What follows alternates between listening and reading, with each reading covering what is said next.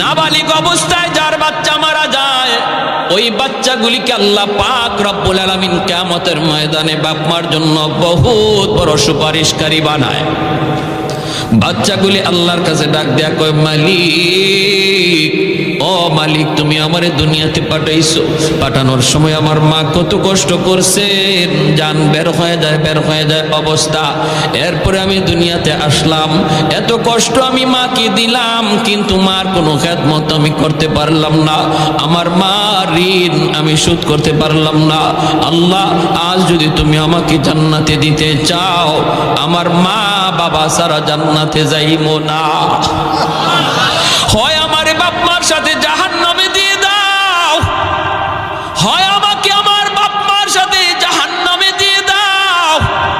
রব্বুল আলামিন তখন বলে, বান্দারে, আমি আল্লাহর আদর